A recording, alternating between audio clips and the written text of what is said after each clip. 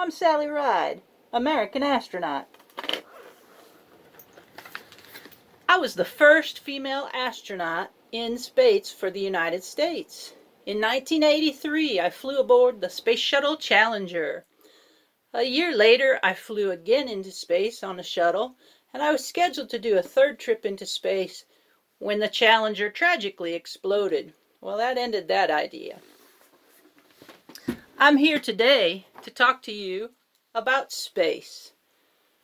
Space, the final frontier, the second dimension. When you did perimeter last week, you were working on the first dimension. A one-dimensional object has only length, and perimeter has only length. Perimeter is the line that goes all the way around any given shape. It can be stretched out into one long line. So a 1D object is simply a point in space. If this 1D were an ant, it could crawl back and forth across this line and nowhere else. Today we're going to talk about space, which is my expertise. A 2D object, or the second dimension, has both length and width. So if the second dimension were an ant, it could crawl anywhere inside this space or area. The third dimension, which you may be familiar with if you've been to a 3D movie, has length and width and depth.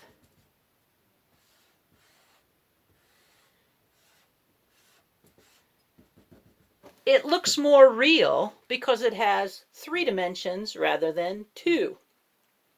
When we measure with perimeter, a one-dimensional measurement, we simply label it with whatever the unit of measure is. Inches, centimeters, miles, whatever. When we get to area, which is where we are this week, we do 2 dimensions. The second dimension is something we measure with squares. We figure out how many little squares would fit inside the limits of this shape. So it is measured in square inches, square centimeters, or square yards. It can be written SQIN for an abbreviation, square inches, or it can be written with an exponent. An exponent is simply a smaller number that is above and to the right of your abbreviation, inches squared. When you get to 3D, you have to measure the length and the width and the height of an object, or 3 things. So when it is measured in cubic inches, which is abbreviated with the exponent 3. Today we'll focus on 2 dimensions.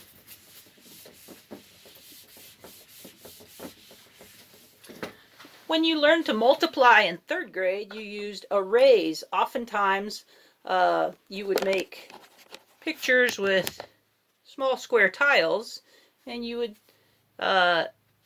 use that to make an array or a picture of how to multiply a problem, how many groups of whatever number you're working on.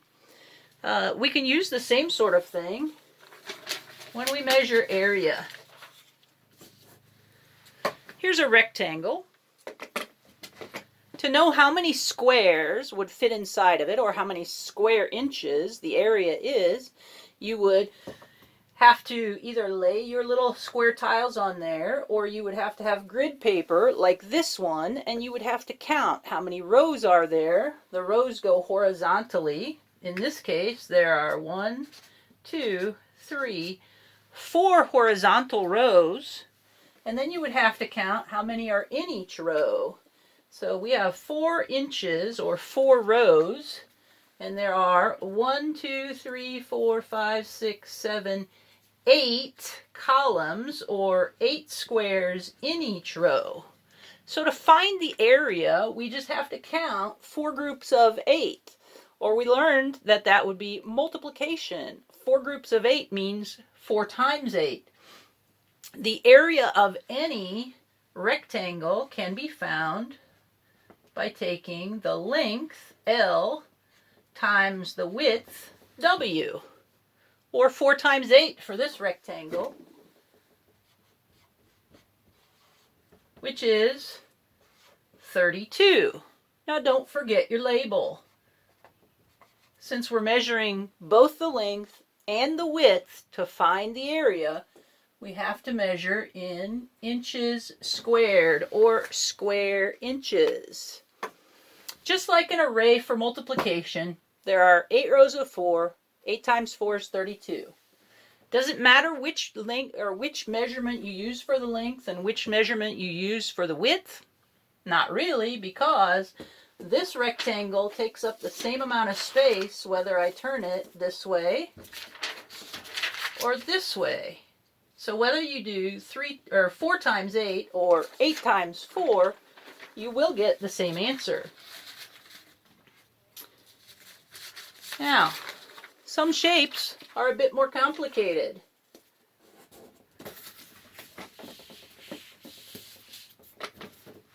For example, if this were your yard and you wanted to plant grass, you wouldn't plant grass on your driveway or on your house.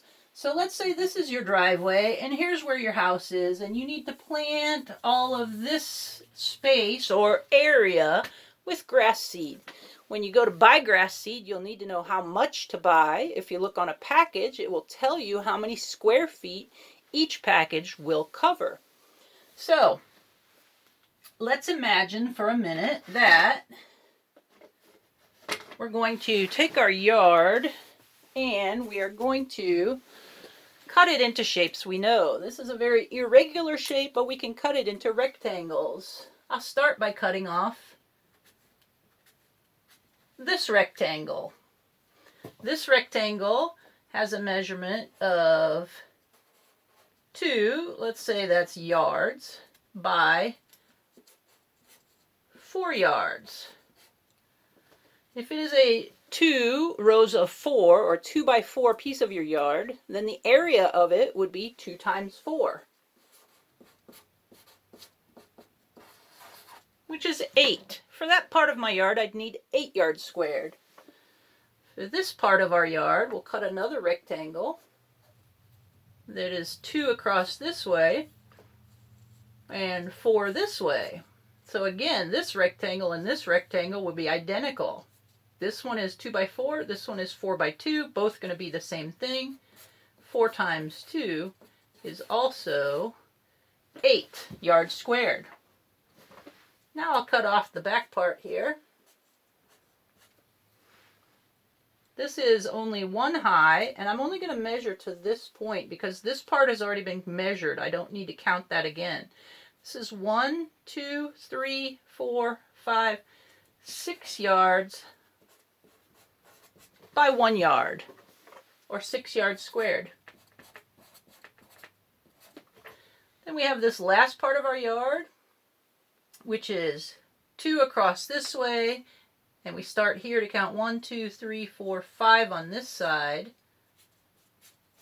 5 yards by 2 yards, or 10 yards squared. Now to find the area of my entire area that I want to put grass on, I would simply add these pieces together. 8 plus 8 plus 6 plus 10. Well, I know right away that 8 plus 8 is 16. And I know 6 plus 10 is also 16. So my total area that I would need to cover with grass seed would be 32 yards squared. To find area is important if you want to do things like put carpet in your space shuttle or your bedroom, if you wanted to cover a tablecloth, if you wanted to paint walls, you need to know how much paint to buy, and that you can figure out by determining the area of the walls you're going to paint.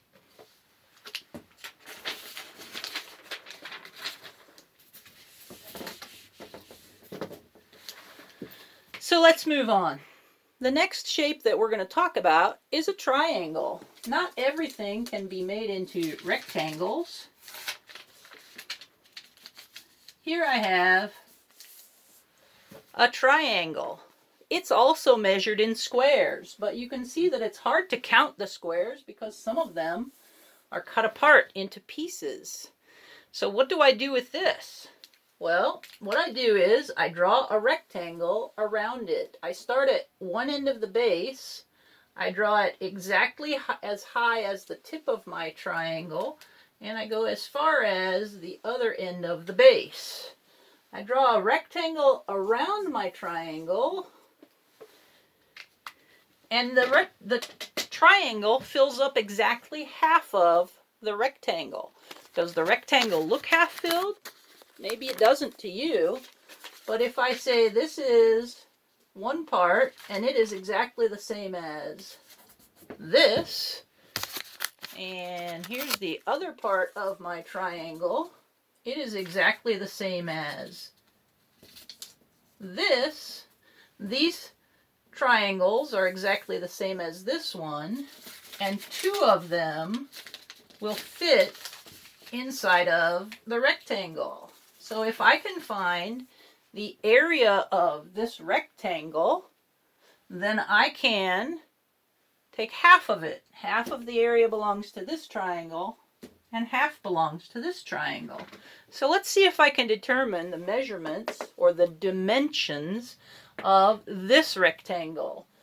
The bottom of my triangle here is 1, 2, 3, 4, 5, 6, 7, 8 units. Let's call it 8 miles. The base of my triangle is the same as the base of my rectangle, so I know they both have a side of 8 miles. Now this side is hard to measure, but it is exactly the same as this side. So if I measure perpendicularly from the bottom base up to the tip of my triangle, I can see that it's 1, 2, 3, 4, 5, 6, 7, 8. It's also 8 miles. Now, if I know the area of my square, which is also a rectangle, length times width would be 8 times 8. 64 miles squared. Half of it is taken up by this triangle. The other half is taken up by this identical triangle. So I would take half of this. Half of 64 is 32. That means this triangle has an area of 32 square miles. And this triangle that's identical to it, 32 square miles. So we have a formula that we can use in science and math to find the area of a triangle. The area of a triangle is always half of the rectangle made by the base and the height. The base times the height, then take half of it. All right. So we know area and we know perimeter, and the two are easy to get confused. I like to remember in terms of a bumper car ride. If you've ever been to a carnival or an amusement park, you've probably ridden on some bumper cars.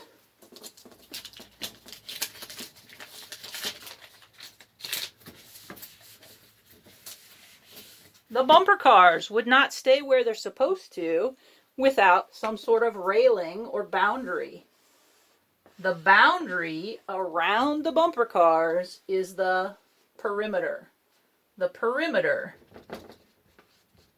would be like a fence around your yard, or boundaries around a bumper car, or the edge around the floor of your living room where you probably have baseboard. When you want to buy baseboard to put in a room in your house, you need to know perimeter. So the perimeter is the boundary. Then the bumper car itself travels across a metal floor. There's a little antenna that goes up and touches the ceiling that's got usually sparks on it. That's because there's electricity that runs through your car in order to run it in a bumper car ride. So the bumper cars can ride all over inside of here. And this is called the area, or the space inside. So remember, when you're doing a one-dimensional measurement, it's perimeter, it's the boundary. When you're doing a two-dimensional measurement, you always have to use the label is squared, and it is the area or the space inside of the boundary. Now, as a little extra bonus for you, there is a game that we play in Mrs. Allen's math class called 24. Some of you may be familiar with it, and some of you may not. I'll show you an example. In the game 24, I give you 4 numbers, 4 digits. You have to use each number one time and only one time. You can use any amounts of adding, subtracting, multiplying, or dividing. You can use any of these, but you can only use each number once. So if I gave you the numbers 3, 5, 2, and 1, your goal would be to add, subtract, multiply, or divide those numbers to get an answer of 24. The game's called 24 because you're always trying to make 24. So if I wanted to make 24 out of these numbers, I might start by doing 3 plus 5. I've used both of those numbers. 3 plus 5 is 8. I'm trying to get to 24. I know that 8 times 3 is 24, so I'm going to use my last 2 digits to make a 3. 2 and 1 together make 3. Now I have the 2 numbers I need. 8 times 3 to equal 24. That's the way 24 is played, and I'm going to give you a couple of rounds of 24 that you might try in your spare time. 24 is always the goal. See if you can make 24 using a 1, a 2, a 3, and a 4. You can put them in any order you want, but you can use them only one time. You have to use each one once. If you can figure that one out, try this one. 3, 9, 1, and 4. If you can get these figured out, you can email or text me the answers, and I'll let you know if you're right. My phone number is 260-243 0745. Simply take a picture of your answer and email it to me or text it to me. Thanks for joining Sally Ride for this exploration of area. Bye.